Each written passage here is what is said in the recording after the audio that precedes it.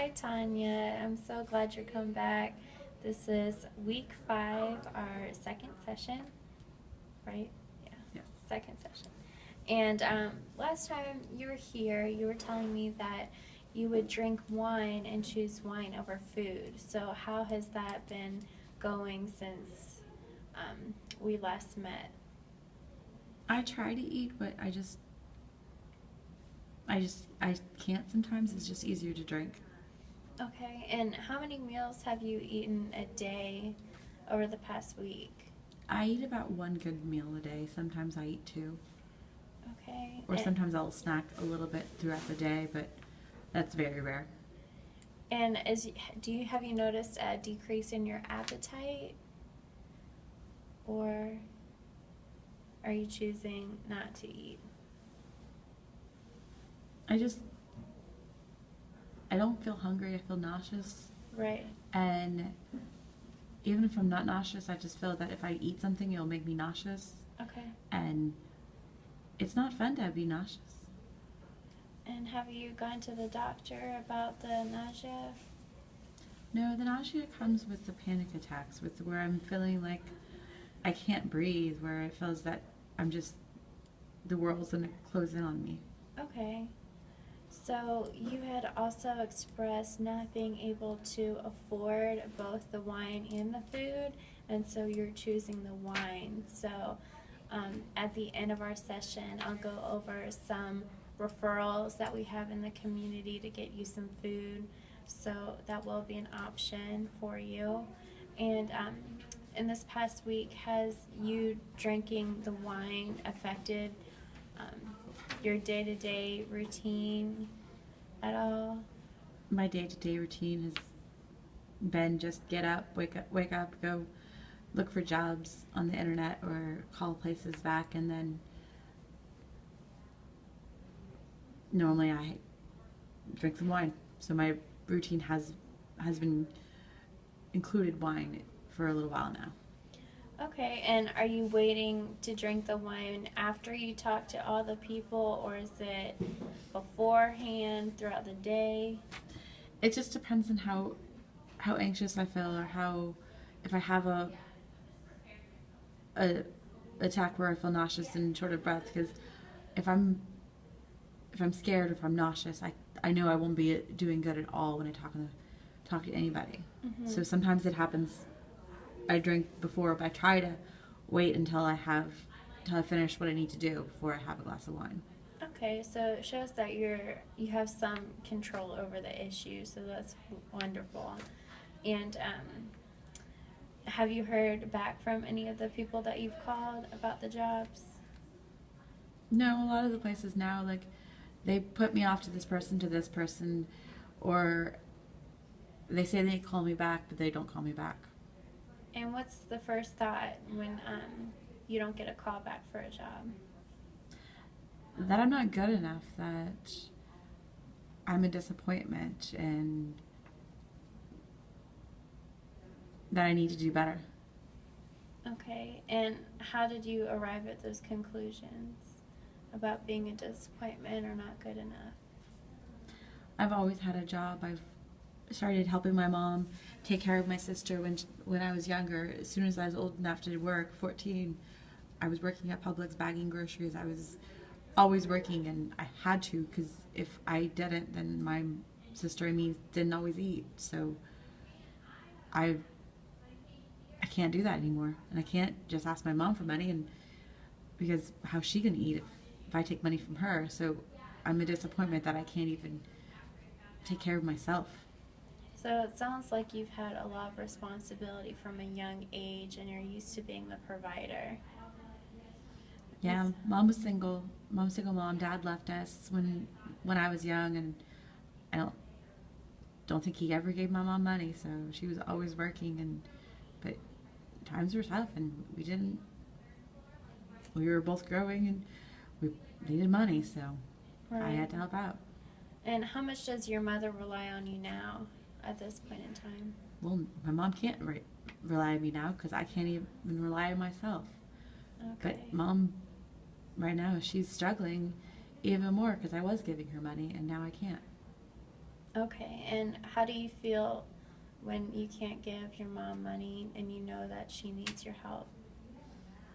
It makes me really sad to look in her eyes and look at disappointment in her eyes, and the sense that I'm abandoning her, that I'm not good enough, and that I'm not helping her. When she did so much for us when we were little. Okay, so it sounds like we have two separate issues. You feel compelled to help your mom as well as your children, and you feel like if you're not providing for them and making the money, that they're not going to be able to have any food to eat, and that they're going to be worse off than they are now. I made sure that my baby sister didn't have to work. She's so smart, and she's got a lot of stuff going for her, so I didn't want her to have to work and go to school and lose opportunities like I did. So Okay. I was working. I was doing what I needed to do to support myself and to support my mom and my baby sister. Right. So that's a lot of responsibility. And I can see that you really care a lot about your family. And that's wonderful, because there's some people who don't care about what happens to their family. So it sounds like that is a motivating factor to be able to conquer your anxiety and to be able to deal with those anxiety attacks and nausea. And we also discussed that you have these anxiety attacks when you think about all of the issues that come about not having a job. So, what are some other things that you think about when you see that your sons need your income and you don't have it right at that point? Oh, I thought you said you're a single mother. No, my mom was a single mom. Okay, and you're helping My mom and my baby sister. your sister. Okay. So, what is going through your head when you can't help your sister? That I'm letting her down. That she's going to have as rough as I did. And that she won't have as many opportunities that she deserves. Because she's going to have to get a job. And has she voiced any of these concerns to you?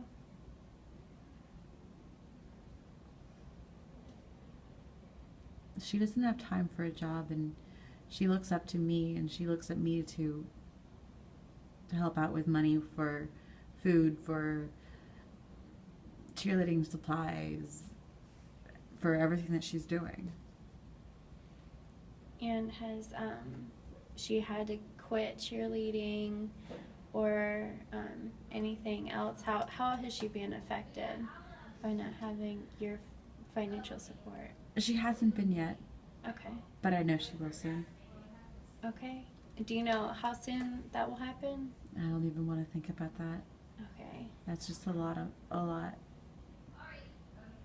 Like, I'm still so concerned about how I'm gonna be able to pay my rent, and that if I'm gonna have to move out and go live with my mom or live on the streets, and neither one of them are an option.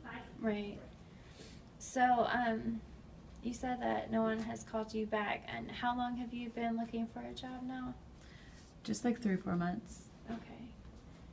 And how have you been going about looking for the job? I look online, I look through the papers, I look at different websites and call the human resources and see if they're hiring and what the qualifications of the job are, and do everything I possibly can.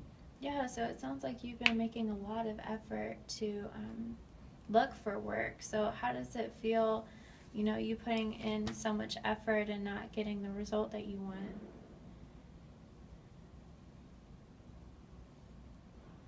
Scared, anxious, sad, like I'm not good enough. And that's completely normal. So don't feel ashamed or anything, because I can see you looking down like your disappointment. But, if you're doing everything that you can, and we don't have control over the economy, and I can't force the employers to hire anyone right now, but I am so proud of you that you're doing everything in your power to find a job. So that goes back to the drinking, because you have done everything in your power to find a job. And my only concern is that you're drinking, and you said just as much as you're eating food.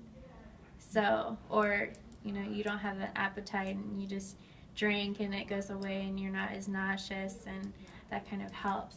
So, my only concern is that your drinking may impair your ability to have as good of interview as you probably could.